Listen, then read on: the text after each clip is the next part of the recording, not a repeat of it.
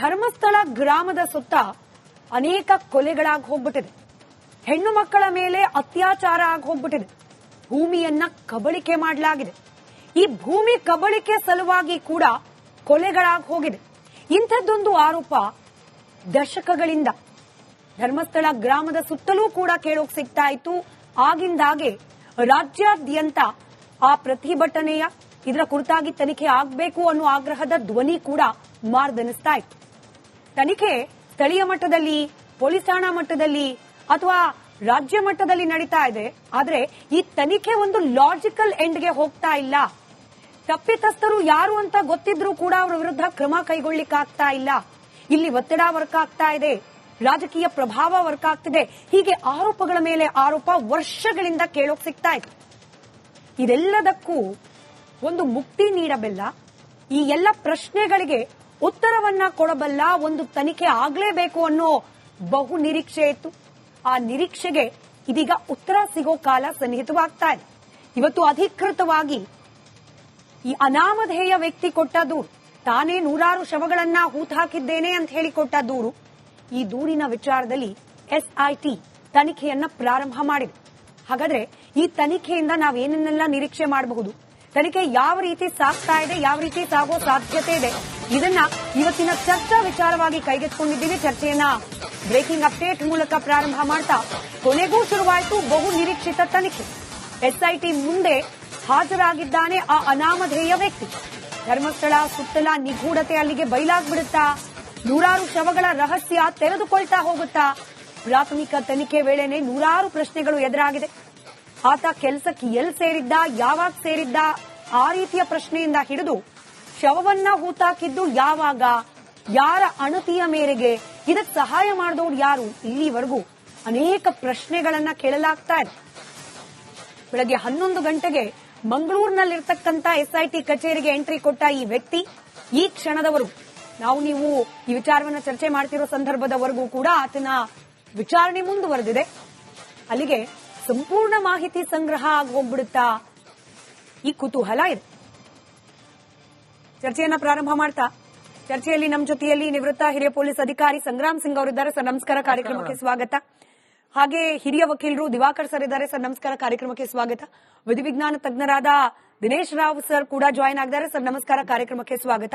ನಿಮ್ಮೆಲ್ಲರನ್ನ ಮಾತನಾಡಿಸ್ಲಿಕ್ಕೆ ಮುಂಚೆ ನಮ್ಮ ಪ್ರತಿನಿಧಿ ಇನ್ ಕೇಸ್ ಸಂಪರ್ಕದಲ್ಲಿದ್ರೆ, ಓಕೆ, ಈ ಕ್ಷಣದ ಅಪ್ಡೇಟ್ ಏನಾಗ್ತಾ ಇದೆ, ಅಲ್ಲಿ ತನಿಖೆ ಯಾವ ಹಂತದಲ್ಲಿ ನಡೀತಾ ಇದೆ, ಹಾಗೆ ವಿಚಾರಣೆ ಒಳಗಡೆ ಅಂದ್ರೆ ವಿಚಾರಣೆ ನಡೀತಿರುವ ಸ್ಥಳದ ಒಳಗೆ ಯಾವೆಲ್ಲ ರೀತಿಯ ಪ್ರಶ್ನೆಗಳು ಬರ್ತಾ ಇರುವ ಸಾಧ್ಯತೆ ಇದೆ, ಇದರ ಅಪ್ಡೇಟ್ಸ್ ನೊಂದಿಗೆ ನನ್ನ ಕಲೀಗ್ ದಿನೇಶ್ ಕೂಡ ಕೆಲವೇ ಹೊತ್ತಿನಲ್ಲಿ ಜಾಯಿನ್ ಆಗ್ತಾರೆ.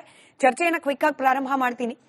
ನಾನು ಬಹುಶಃ ದಿನೇಶ್ ರಾವ್ ಸರ್ ಇಂದಲೇ ಈ ಕಾರ್ಯಕ್ರಮದ ಮೊದಲ ಪ್ರಶ್ನೆಯನ್ನ ಪ್ರಾರಂಭ ಮಾಡ್ತಿದ್ದೀನಿ. ದಿನೇಶ್ ಸರ್, ನೀವು ಮೊದಲ ದಿನದಿಂದಲೂ ಅಂದ್ರೆ ಈ ವಿಚಾರವನ್ನ ನಾವು ನಿಮಗ್ ಪ್ರಶ್ನೆ ಕೇಳಲಿಕ್ಕೆ ಪ್ರಾರಂಭ ಮಾಡ್ದ ಮೊದಲ ದಿನದಿಂದಲೂ ಹೇಳ್ತಾ ಇದ್ರಿ, ಅಲ್ಲಿ ಶವಗಳು ಸಿಕ್ತು ಅಂತಂದ್ರೆ ಈ ಕೇಸ್ಗೆ ಒಂದು ಪ್ರಾಮಿನೆಂಟ್ ಎವಿಡೆನ್ಸ್, ಆದ್ರೆ ಹೀಗೆ ಕೊಲೆ ಆಗಿತ್ತು ಅನ್ನೋದನ್ನ ತಿಳಿಸ್ಲಿಕ್ಕೆ ಕಷ್ಟ ಅಂತ.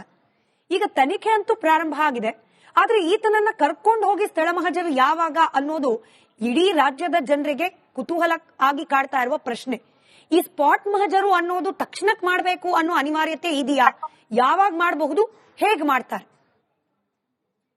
ನೋಡಿ, ಮೊದಲನೇದಾಗಿ ಈಗ ಅವರಿಂದ ಅವ್ರೇನು 164 ಅಡಿನಲ್ಲಿ ಅವರೇನು ಮ್ಯಾಜಿಸ್ಟ್ರೇಟ್ ಮುಂದೆ ಸ್ಟೇಟ್ಮೆಂಟ್ ಕೊಟ್ಟಿದ್ದಾರೆ, ಪ್ಲಸ್ ಈಗ ಪೊಲೀಸ್ ಮುಂದೆ ಏನ್ ಸ್ಟೇಟ್ಮೆಂಟ್ ಕೊಡ್ತಾರೆ.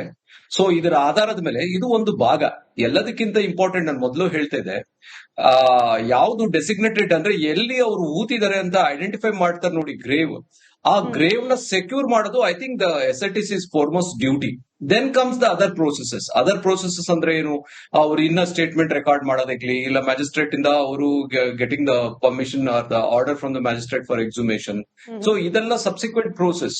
ಬಟ್ ಅವರು ಹೇಳಿರೋ ಜಾಗ ಒಂದೇ ಜಾಗದಲ್ಲಿ ಇದೆಯಾ, ಇಲ್ಲ ಅವ್ರು ಹೇಳ್ತಾ ಇರೋ ಜಾಗ ಏನ್ ತೋರಿಸ್ಬೇಕು ಅಂತಿದ್ದಾರೆ, ಅದಕ್ಕೂ ಮತ್ತೆ ಈ ಡೆಸಿಗ್ನೇಟೆಡ್ ಅಂದ್ರೆ ಪಂಚಾಯತಿಯಿಂದ ಅಪ್ರೂವ್ ಮಾಡಿರ್ತಕ್ಕಂಥ ಗ್ರೇವ್ ಯಾರ್ಡ್ಗೂ ಹೋಲಿಕೆ ಇದೆಯಾ, ಇಲ್ಲ ಅದು ಬೇರೆ ಆಗಿದೆಯಾ, ಇಲ್ಲ ಬೇರೆ ಬೇರೆ ಜಾಗದಲ್ಲಿ ಏನಾದ್ರು, ಯಾಕಂದ್ರೆ 100 ಬಾಡಿ ಅಂತ ಹೇಳ್ತಿದ್ದಾರೆ.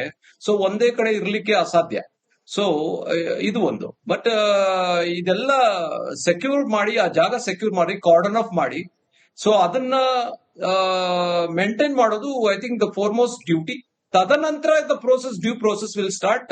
ಎವಿಡೆನ್ಸ್ ತಕೊಳ್ಳೋದು, ಮತ್ತೆ ಕೊರಾಬರೇಟ್ ಮಾಡೋದು, ಪ್ಲಸ್ ಕಂಪ್ಯಾರಿಸನ್ ಮಾಡೋದು, ಪ್ಲಸ್ ಎಕ್ಸಾಮಿನ್ ಮಾಡೋದು. ಬೇರೆ ಬೇರೆ ಸ್ಟೇಷನ್ ಅಲ್ಲಿ ಏನು ಮಿಸ್ಸಿಂಗ್ ಆಗಿದೆಯೋ, ಇಲ್ಲ ರೇಪ್ ಅಂತ ಏನಾದ್ರು ರಿಜಿಸ್ಟರ್ ಆಗಿದೆಯೋ, ಅಪಹರಣ ಆಗಿದೆ ಅಂತ ರಿಜಿಸ್ಟರ್ ಆಗಿದೆಯೋ, ಅಲ್ಲಿ ಯಾವ್ದು ಸಿಗದೆ ಇರ್ತಕ್ಕಂತ ಶವಗಳು ಇದೆಯೋ, ಇಲ್ಲ this is A normal way of disposal of process. ನೋಡಿ, ಇದು ಒಂದು ನಾನು ಒತ್ತಿ ಹೇಳ್ತೀನಿ, normal way of disposable of the dead ಏನಿದೆ, ಇದು ಪಿಲಿಗ್ರಿಮೇಜ್ ಪ್ಲೇಸಸ್ ಅಲ್ಲಿ ದೊಡ್ಡ ದೊಡ್ಡ ಸಿಟೀಸ್ ನಲ್ಲಿ, ಬೆಂಗಳೂರಿನಲ್ಲಿ ಆಗುತ್ತೆ, ಇದ್ರಲ್ಲಿ ತಿರುಪತಿನಲ್ಲಿ ಆಗುತ್ತೆ, ಶಿರಡಿನಲ್ಲಿ ಆಗುತ್ತೆ, ವಾರಣಾಸಿ ಅಲ್ಲೂ ಆಗುತ್ತೆ. ಸೊ ಬಿಕಾಸ್ ವಿ ಆಲ್ ಇದೆಲ್ಲ ಆಗ್ತಾ ಇರೋದು ನನಗೂ ಮಾಹಿತಿ ಇದೆ. ಆಮೇಲೆ ಬೆಂಗಳೂರಿನಲ್ಲಿ ಆಗಿರೋದು ನಾನೇ ಮಾಡಿದೀನಿ ಒಂದು, ಆಮೇಲೆ ಶಿರಡಿ ಹತ್ರ ಆಗಿರೋದು ನಾನೇ ಮಾಡಿದೀನಿ. Hundreds of bodies, not one or two. So ಇದಕ್ಕೇನಾದ್ರೂ ಇದೆಯೋ, ಇಲ್ಲ ರಿಯಲ್ ಕ್ರೈಮ್ ನ ತಗೊಂಡು ಕನ್ಸಿಲ್ ಮಾಡಿ ಡಿಸ್ಟ್ರಾಯ್ ಮಾಡಿರ್ತಕ್ಕಂಥ. So this is what is the examination process SIT will do. I am very confident.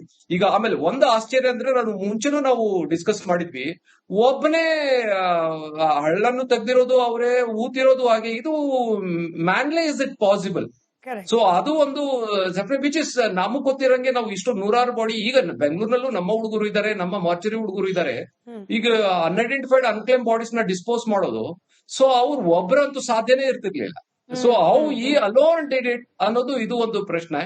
So I think ತನಿಖೆನಲ್ಲಿ ಇದೆಲ್ಲ ಆಚೆ ಬರುತ್ತೆ ಅಂತ ಅನ್ಕೊಂಡಿದ್ದೀನಿ. 164 ಅಡಿನಲ್ಲಿ ಅವರೇನು ಮ್ಯಾಜಿಸ್ಟ್ರೇಟ್ ಮುಂದೆ ಸ್ಟೇಟ್ಮೆಂಟ್ ಕೊಟ್ಟಿದ್ದಾರೆ, ಪ್ಲಸ್ ಈಗ ಪೊಲೀಸ್ ಮುಂದೆ ಏನ್ ಸ್ಟೇಟ್ಮೆಂಟ್ ಕೊಡ್ತಾರೆ. ಸೊ ಇದರ ಆಧಾರದ ಮೇಲೆ ಇದು ಒಂದು ಭಾಗ. ಎಲ್ಲದಕ್ಕಿಂತ ಇಂಪಾರ್ಟೆಂಟ್, ನಾನು ಮೊದಲು ಹೇಳ್ತಾ ಇದ್ದೆ, ಯಾವ್ದು ಡೆಸಿಗ್ನೇಟೆಡ್ ಅಂದ್ರೆ ಎಲ್ಲಿ ಅವರು ಊತಿದ್ದಾರೆ ಅಂತ ಐಡೆಂಟಿಫೈ ಮಾಡ್ತಾರೆ ನೋಡಿ, ಗ್ರೇವ್. ಆ ಗ್ರೇವ್ ನ ಸೆಕ್ಯೂರ್ ಮಾಡೋದು I think the SIT's is foremost duty. Then comes the other processes ಅಂದ್ರೆ ಏನು, ಅವ್ರು ಇನ್ನ ಸ್ಟೇಟ್ಮೆಂಟ್ ರೆಕಾರ್ಡ್ ಮಾಡೋದಾಗ್ಲಿ, ಇಲ್ಲ ಮ್ಯಾಜಿಸ್ಟ್ರೇಟ್ ಇಂದ ಅವರು getting the permission are the order from the magistrate for exhumation. So ಇದೆಲ್ಲ ಸಬ್ಸಿಕ್ವೆಂಟ್ ಪ್ರೋಸೆಸ್.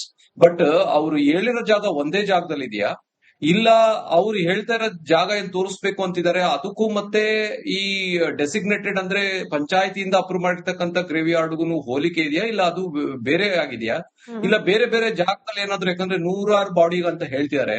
ಸೊ ಒಂದೇ ಕಡೆ ಇರ್ಲಿಕ್ಕೆ ಅಸಾಧ್ಯ. ಸೊ ಇದು ಒಂದು. ಬಟ್ ಇದೆಲ್ಲ ಸೆಕ್ಯೂರ್ ಮಾಡಿ, ಆ ಜಾಗ ಸೆಕ್ಯೂರ್ ಮಾಡಿ, ಕಾರ್ಡನ್ ಆಫ್ ಮಾಡಿ, ಸೊ ಅದನ್ನ ಮೇಂಟೈನ್ ಮಾಡೋದು I think the foremost duty. ತದನಂತರ the due process will start. Evidence ತಕೊಳ್ಳೋದು, ಮತ್ತೆ ಕೊರಾಬರೇಟ್ ಮಾಡೋದು, ಪ್ಲಸ್ ಕಂಪ್ಯಾರಿಸನ್ ಮಾಡೋದು, ಪ್ಲಸ್ ಎಕ್ಸಾಮಿನ್ ಮಾಡೋದು. ಬೇರೆ ಬೇರೆ ಸ್ಟೇಷನ್ ಅಲ್ಲಿ ಏನು ಮಿಸ್ಸಿಂಗ್ ಆಗಿದೆಯೋ, ಇಲ್ಲ ರೇಪ್ ಅಂತ ಏನಾದ್ರು ರಿಜಿಸ್ಟರ್ ಆಗಿದೆಯೋ, ಅಪಹರಣ ಆಗಿದೆ ಅಂತ ರಿಜಿಸ್ಟರ್ ಆಗಿದೆಯೋ, ಅಲ್ಲಿ ಯಾವ್ದು ಸಿಗದೆ ಇರ್ತಕ್ಕಂಥ ಶವಗಳು ಇದೆಯೋ, ಇಲ್ಲ this is A normal way of disposal of process. ನೋಡಿ, ಇದು ಒಂದು ನಾನು ಒತ್ತಿ ಹೇಳ್ತೀನಿ, normal way of disposable of the dead ಏನಿದೆ, ಇದು ಪಿಲಿಗ್ರಿಮೇಜ್ ಪ್ಲೇಸಸ್ ಅಲ್ಲಿ ದೊಡ್ಡ ದೊಡ್ಡ ಸಿಟೀಸ್ ನಲ್ಲಿ, ಬೆಂಗಳೂರಿನಲ್ಲಿ ಆಗುತ್ತೆ, ಇದ್ರಲ್ಲಿ ತಿರುಪತಿನಲ್ಲಿ ಆಗುತ್ತೆ, ಶಿರಡಿನಲ್ಲಿ ಆಗುತ್ತೆ, ವಾರಣಾಸಿ ಅಲ್ಲೂ ಆಗುತ್ತೆ. ಸೊ ಬಿಕಾಸ್ ವಿ ಆಲ್ ಇದೆಲ್ಲ ಆಗ್ತಾ ಇರೋದು ನನಗೂ ಮಾಹಿತಿ ಇದೆ. ಆಮೇಲೆ ಬೆಂಗಳೂರಿನಲ್ಲಿ ಆಗಿರೋದು ನಾನೇ ಮಾಡಿದೀನಿ ಒಂದು, ಆಮೇಲೆ ಶಿರಡಿ ಹತ್ರ ಆಗಿರೋದು ನಾನೇ ಮಾಡಿದೀನಿ. Hundreds of bodies, not one or two. So ಇದಕ್ಕೇನಾದ್ರೂ ಇದೆಯೋ, ಇಲ್ಲ ರಿಯಲ್ ಕ್ರೈಮ್ ನ ತಗೊಂಡು ಕನ್ಸಿಲ್ ಮಾಡಿ ಡಿಸ್ಟ್ರಾಯ್ ಮಾಡಿರ್ತಕ್ಕಂಥ. So this is what is the examination process SIT will do. I am very confident. ಈಗ ಆಮೇಲೆ ಒಂದು ಆಶ್ಚರ್ಯ ಅಂದ್ರೆ, ನಾನು ಮುಂಚೆನೂ ನಾವು ಡಿಸ್ಕಸ್ ಮಾಡಿದ್ವಿ, ಒಬ್ಬನೇ ಹಳ್ಳನ್ನು ತೆಗ್ದಿರೋದು ಅವರೇ, ಊತಿರೋದು ಹಾಗೆ, ಇದು ಮ್ಯಾನ್ಲೆ ಇಸ್ ಇಟ್ ಪಾಸಿಬಲ್? ಸೊ ಅದು ಒಂದು ವಿಚ್ ಇಸ್ ನಮಗ್ ಗೊತ್ತಿರಂಗೆ ನಾವು ಇಷ್ಟು ನೂರಾರು ಬಾಡಿ, ಈಗ ಬೆಂಗಳೂರಿನಲ್ಲೂ ನಮ್ಮ ಹುಡುಗರು ಇದ್ದಾರೆ, ನಮ್ಮ ಮಾರ್ಚರಿ ಹುಡುಗರು ಇದ್ದಾರೆ.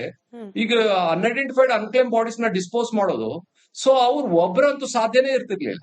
ಸೊ ಹೌ ಈ ಅಲೋನ್ ಡಿಡ್ ಇಟ್ ಅನ್ನೋದು ಇದು ಒಂದು ಪ್ರಶ್ನೆ. ಸೊ ಐ ಥಿಂಕ್ ತನಿಖೆನಲ್ಲಿ ಇದೆಲ್ಲ ಆಚೆ ಬರುತ್ತೆ ಅಂತ ಅನ್ಕೊಂಡಿದ್ದೀನಿ.